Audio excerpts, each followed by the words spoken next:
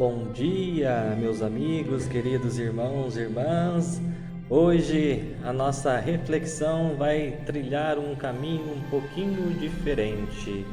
Hoje nós vamos mudar um pouco o foco da missão da igreja, da consolidação da fé, do processo de adesão aos ensinamentos de Jesus Cristo.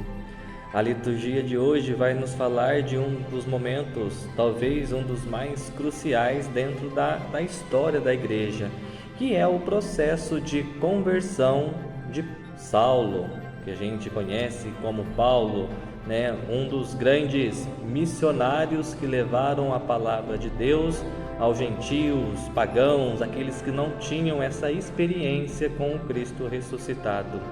E a gente já conhece muito bem esta história da conversão de Paulo, que a caminho da perseguição dos cristãos, ele ouve e vê a imagem de Jesus que o chama: Saulo, Saulo, por que me persegues? E neste momento já começa aí um processo da vocação de Paulo, assumido em 3 pontos: a escuta, o colocar-se ao serviço da palavra de Deus e também o processo de sair para anunciar a palavra.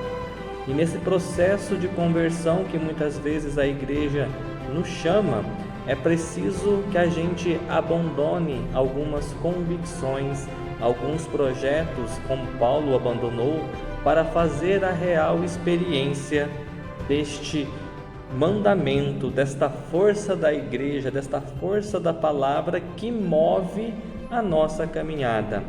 Paulo não era uma pessoa ignorante, sem inteligência, muito pelo contrário, ele foi formado, muito bem formado, conhecia muito bem as leis, mas seguindo as próprias convicções, achava que o cristianismo, que os cristãos pertenciam mais a uma seita, vamos dizer assim, Então viveu este processo da perseguição dos cristãos. Porém, todavia, entretanto, há um momento que o próprio Deus tem uma missão para Paulo, que é de anunciar a sua palavra. E muitas vezes a gente cai do cavalo, literalmente, quando nos apoiamos em algumas convicções, alguns projetos pessoais que não estão condizentes com a vontade de Deus. Às vezes a gente precisa dar com a cara na parede várias vezes para poder enxergar que aquele caminho que nós estamos trilhando não é o caminho que Deus quer para cada um de nós. Assim como Paulo, nós precisamos fazer esta experiência, tirar as escamas que estão na frente dos nossos olhos e se deparar com a realidade que é movida pela ação de Deus. Se não tivermos a capacidade de enxergar a realidade com os olhos da fé, não podemos fazer esta experiência do Cristo ressuscitado. E é isto que Cristo vai nos falar no Evangelho.